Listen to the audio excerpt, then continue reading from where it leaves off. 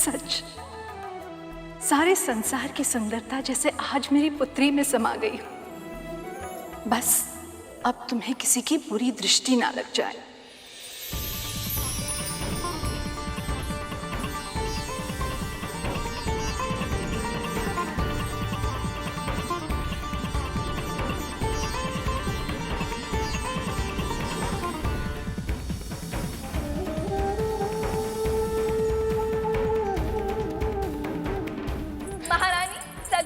बारात आ गई, बारात आ गई सखी। जिनके भाग्य में साक्षात सुंदरता की ये देवी है, वो मेरे दामाद स्वयं कैसे दिखते हैं, मैं भी तो देखूं जरा।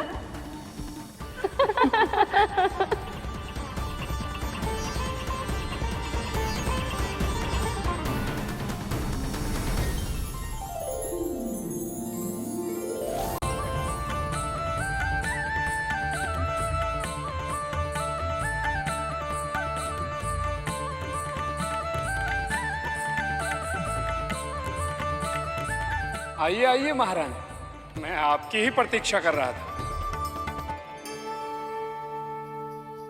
देवऋषि, आपने तो कहा था कि शिवजी बड़े दिव्य और अनोखे हैं। क्या इन सभी दिव्य ऋषि में से कोई एक है वो?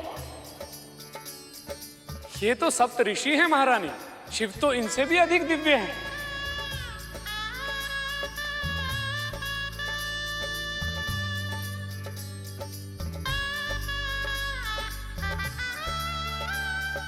क्या वो है शिवजी? नहीं नहीं महारानी, ये तो संसार के संचालक प्रभु श्री नारायण हैं। मेरे प्रभु नारायण नारायण।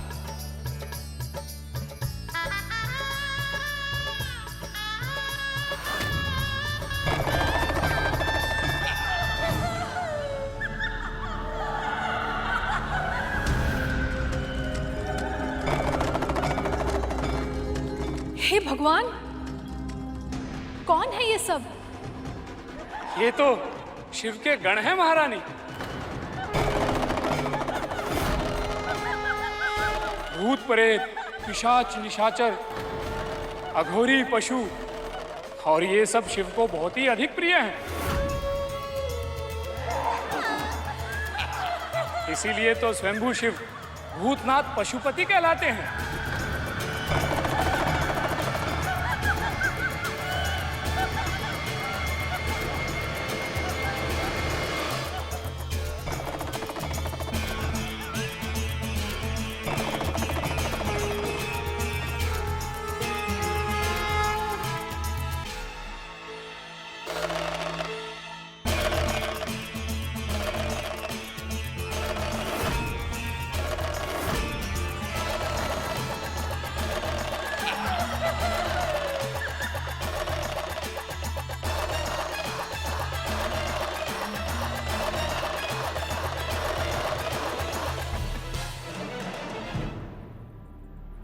नारायण नारायण, अब की बार आपने सही पहचाना है महारानी। यही है देवों के देव महादेव, यही है शिव आपके दामाद।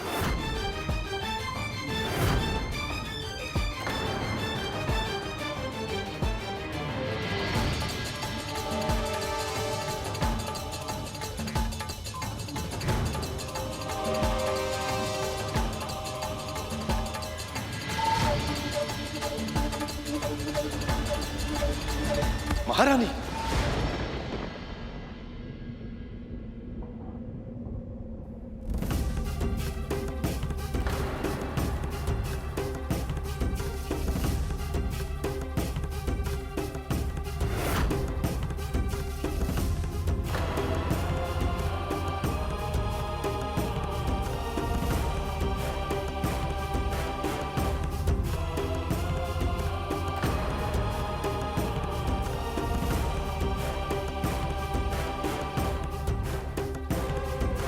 महादेव को देखकर महारानी मैना मूर्छित हो गई, साथ ही ये बारात भी रुक गई है।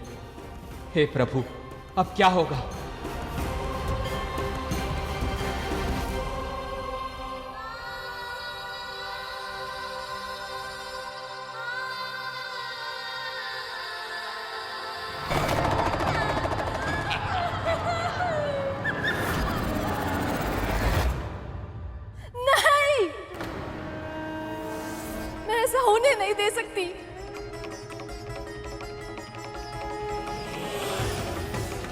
पार्वती, तुम और शिव जी एक दूसरे से बिल्कुल अलग हो।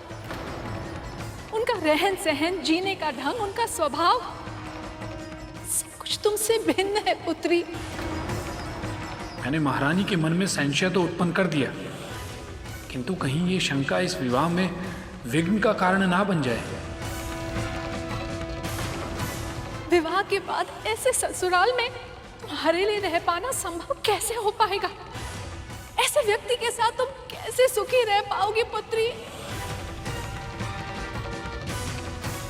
नहीं नहीं, मैंने जो देखा है मैं उसे नहीं भुला सकती। मैं ये विवाह नहीं होने दे सकती। माँ, माँ, माँ, मैं आपकी चिंता समझती हूँ, पर मेरे लिए शिव और उनका हर रूप सच्चा है, सुंदर है, वो बहुत पवित्र है माँ, बहुत दूर है दिखावे से। आप जानते हैं ऐश्वर्य और वैभव उनके दास हैं, पर फिर भी साधारण जीवन जीते हैं वो। अपनी सारी इच्छाएं त्याग चुके हैं, अपनी इंद्रियों पर विजय प्राप्त कर चुके हैं। उनकी जीवन संगिनी बनकर जीवन के पथ पर उनके साथ चलना मेरे लिए सौभाग्य की बात होगी माँ। ये तुम क्या कह रही हो पार्वती? मेरी बात को समझ क्यों नहीं रही हो? आप ही समझाइए ना इसे। यदि ना समझे ना तो कुछ भी करके किसी भी तरीके से इस विवाह को रोक दीजिए। पर मैं शिव से प्रेम करती हूँ माँ।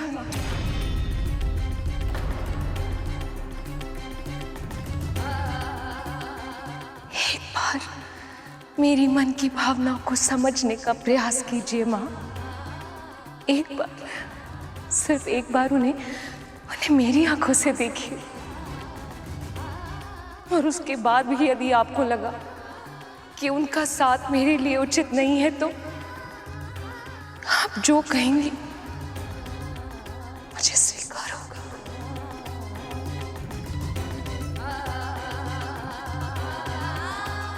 हे महादेव, मेरी माँ आपके इस स्वरूप के दर्शन करने में असमर्थ है, इसीलिए मेरी विनती स्वीकार कीजिए। आंखों को हर्षित करने वाला, मन को सुख देने वाला कामेश्वर रूप धारण कीजिए प्रभु।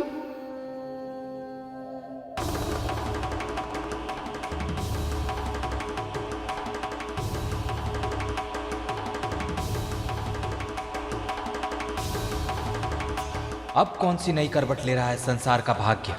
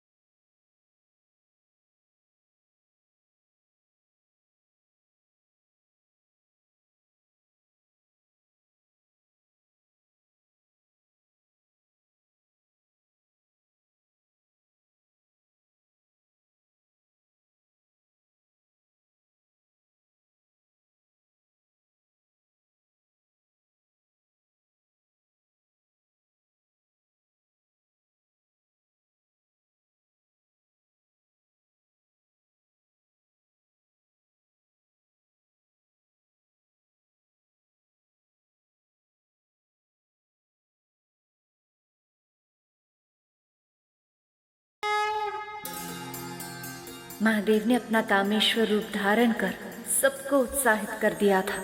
बहुत ही भव्य, तेज, अलौकिक शिव।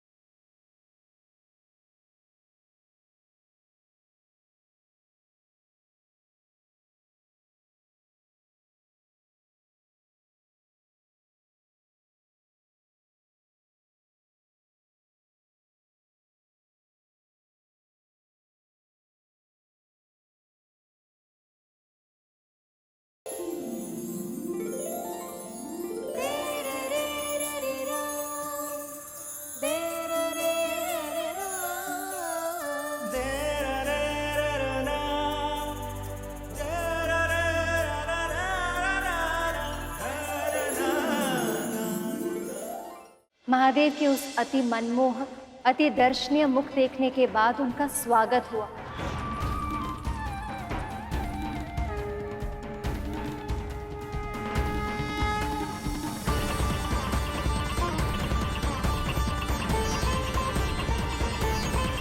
महाराज हिमवंत और महारानी मैना,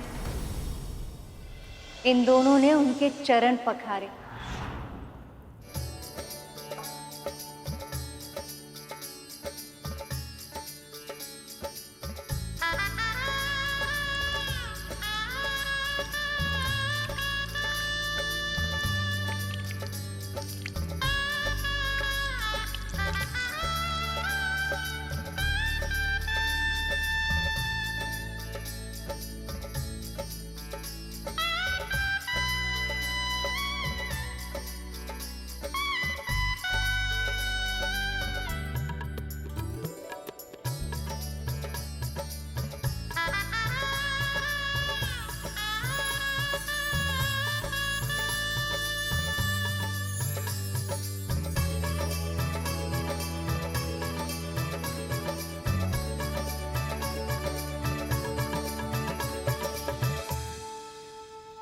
वर वधू एक दूसरे को वरमाला पहनाइए।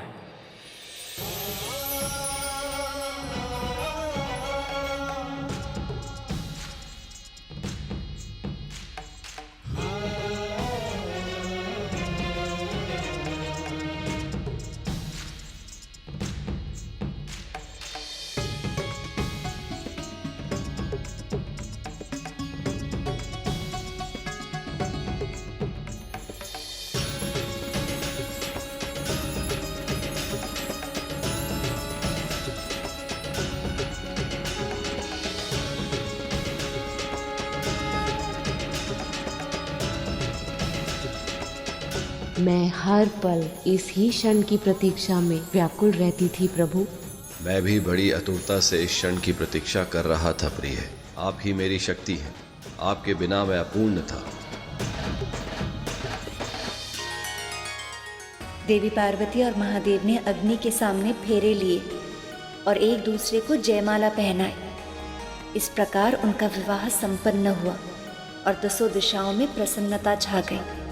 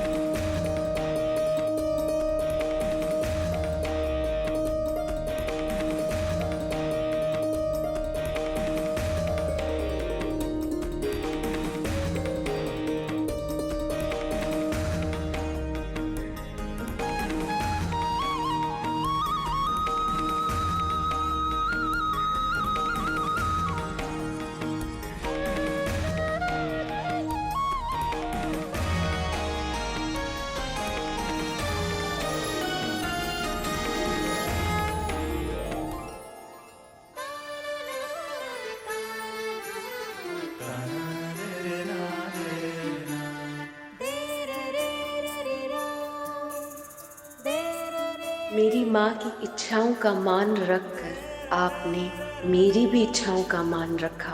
इसके लिए आपका धन्यवाद स्वामी। इसमें धन्यवाद कैसा प्रिय? ये तो मेरा कर्तव्य है।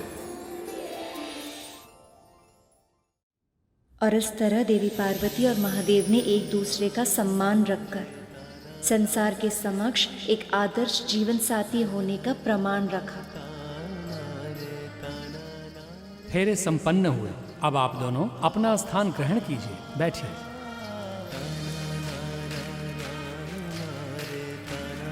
कन्यादान के लिए वधू के माता पिता आगे आए।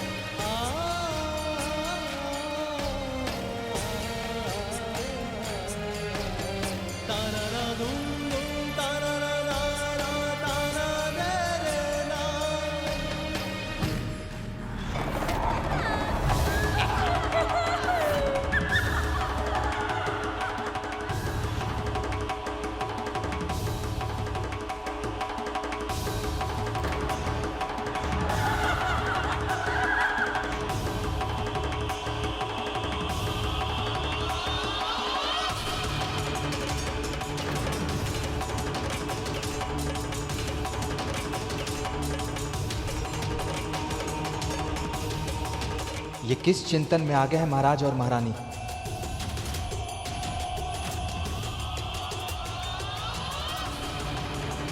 महारानी मैना और महाराज हिमवत पुनः हिचक रहे थे प्रभु।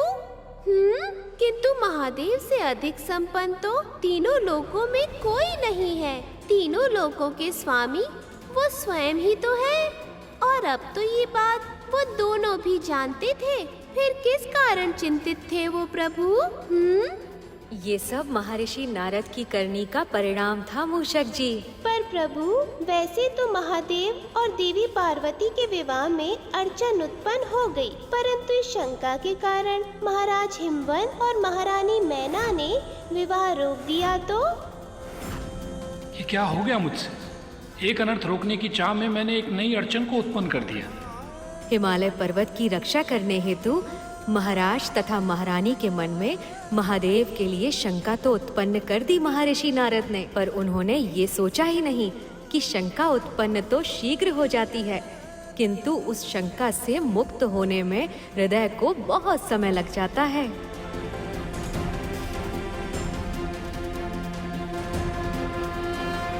तारकासुर ऋषियों से अपनी पूजा करा करा के दिन प्रतिदिन और भी ज्यादा शक्तिशाली होता जा रहा है।